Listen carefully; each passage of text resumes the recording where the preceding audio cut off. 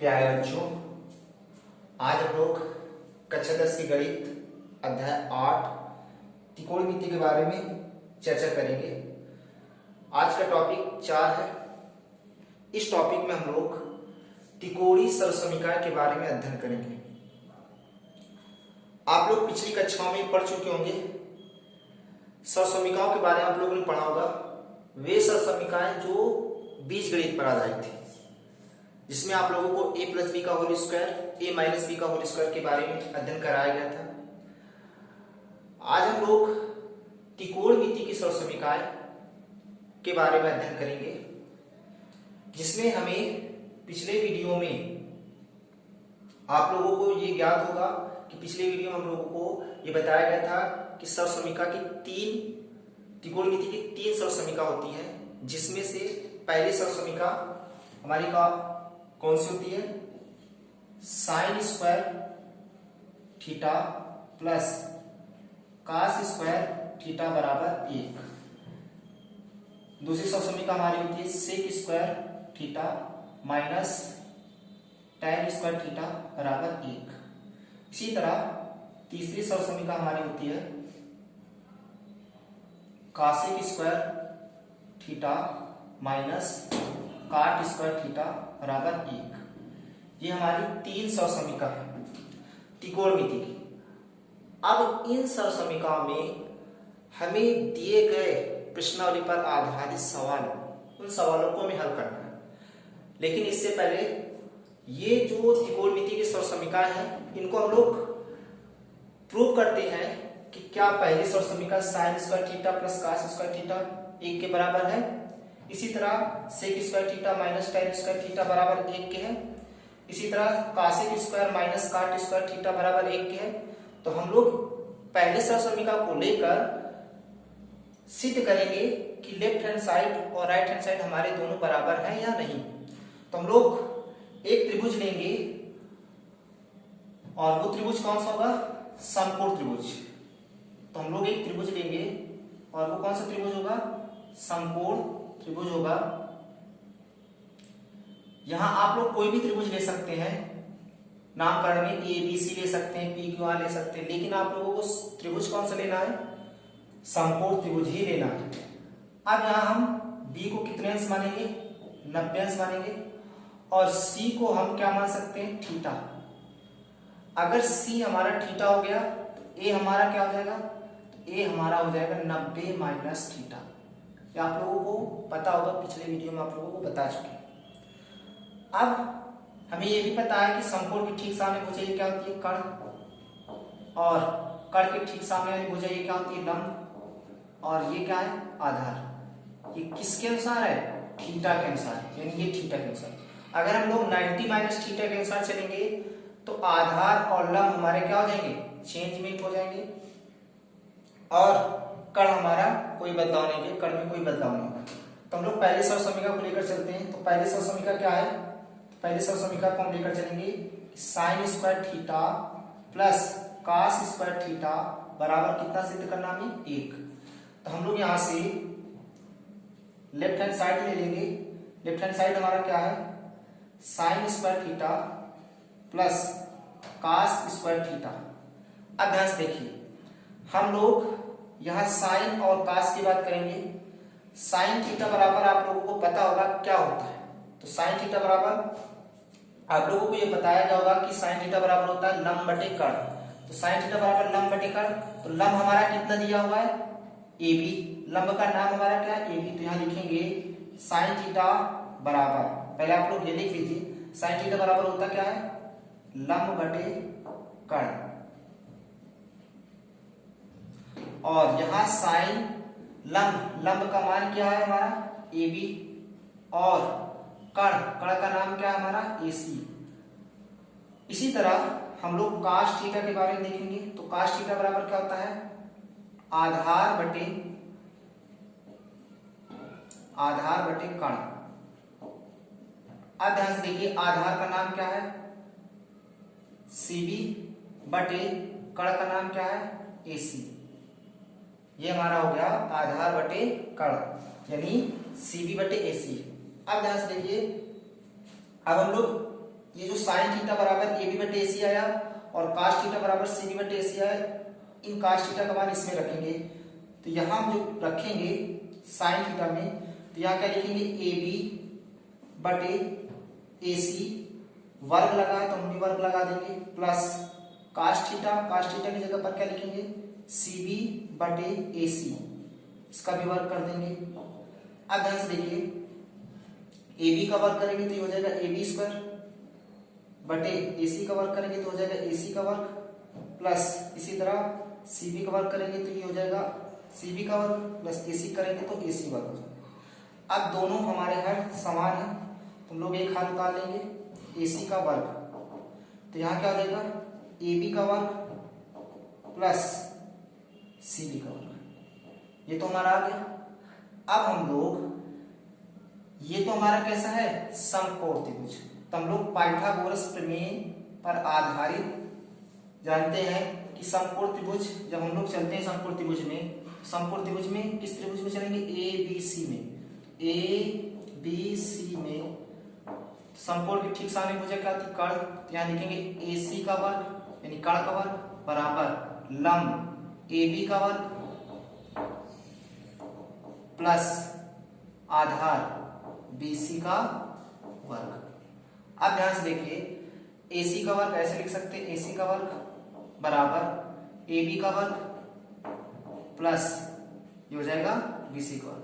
अब ध्यान से देखिए हमें ए बी का वर्ग प्लस बी सी का वर्ग यानी ए बी का वर्ग प्लस बी सी का वर्ग की जगह पर क्या लिख सकते हैं ए सी का वर्ग, तो यहाँ लिख सकते हैं ए सी का वर्ग बटे ए सी का वर्ग।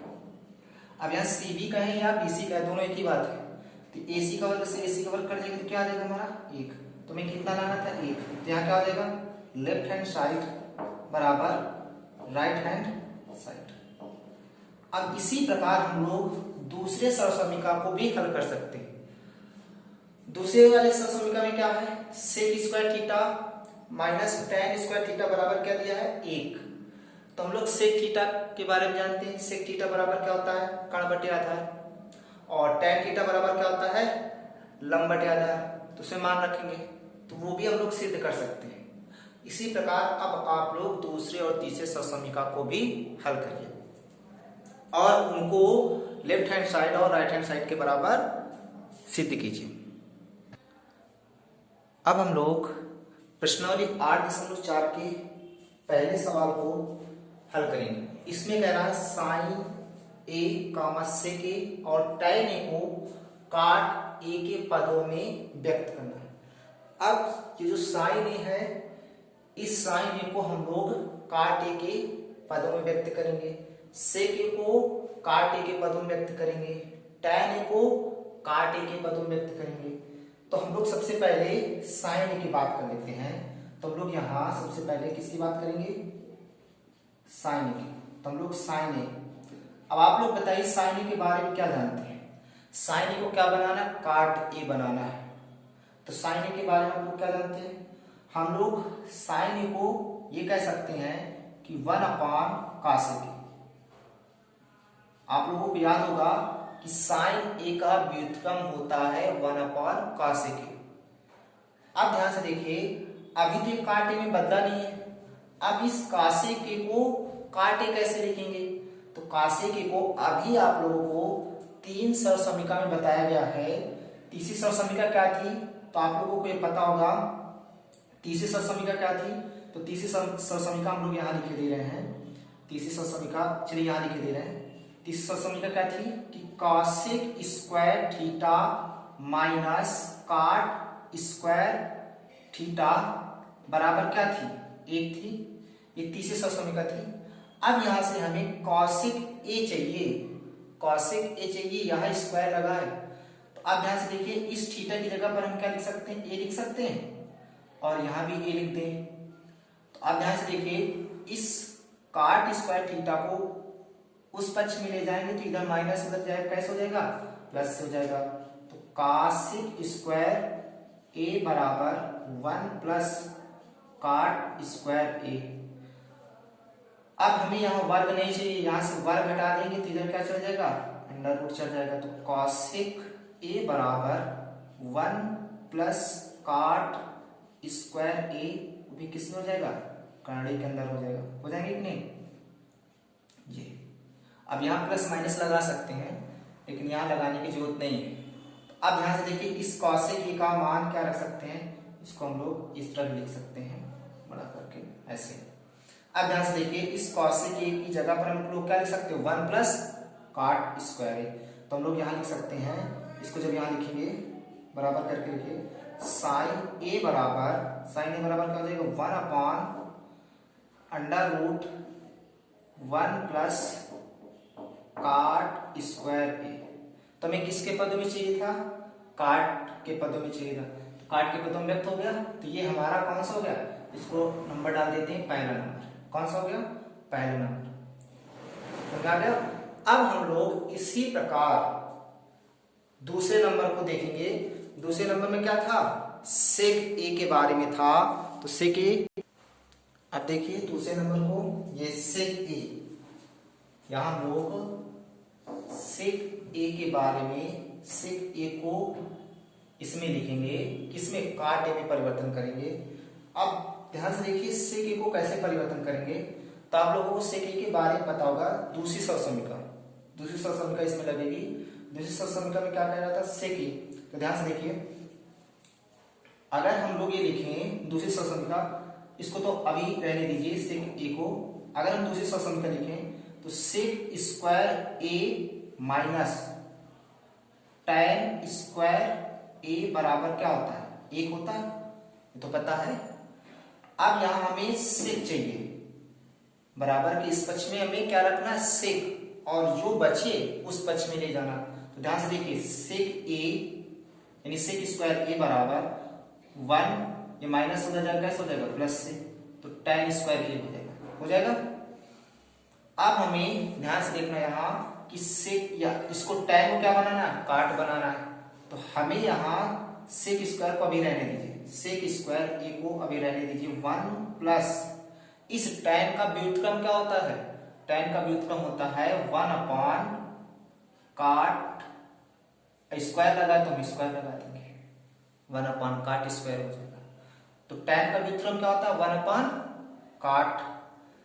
अब यहां हम लोग तीरे गुणा करेंगे, तो सेक स्क्वायर ए बराबर क्या हो जाएगा, इसका जब तीरे गुणा करेंगे तो हो जाएगा काट स्क्वायर ए प्लस 1, और बटे क्या हो जाएगा, काट स्क्वायर ए हो जाएंगे।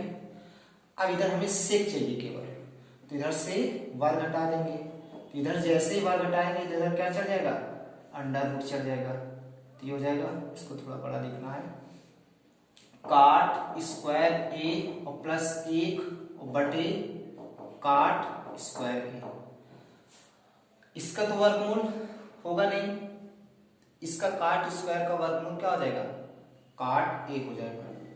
तो सेक ए बराबर, इसको सही से लिख सकते हैं, अंडर रूट काट स्क्वायर ए प्लस 1 और बटे काट ए, ये हम लोग लिख सकते हैं। ये हमारा सेक ए का काट ए के पदों में व्यक्त हो गए। अब हम लोग तीसरे वाले सवाल को देखेंगे। तीसरे नंबर सवाल में क्या कह रहा था, तीसरे नंबर सवाल में tan ए को किस में व्यक्त करना है, काट ए में। ये तो आसान है, tan ए को क्या लिख सकते हो, 1 अपॉन काट, तो काट ए के पदों में व्यक्त हो गया। तो ये हमारे पहले सवाल हो गए, और जिसमें से हम लोग पहले के पहला, दूसरा, तीसरे जिस सवालों को हल किए। अब हम लोग अगले वीडियो में आने वाले सवालों को हल करेंगे। अगर आप लोगों को इन सवालों में कोई दिक्कत होती है तो आप कमेंट बॉक्स में कमेंट कीजिए, और वीडियो को ज़्यादा से ज़्यादा आप लोग शेयर कीजिए और चैनल को सब्सक्राइब कीजिए। Thank you.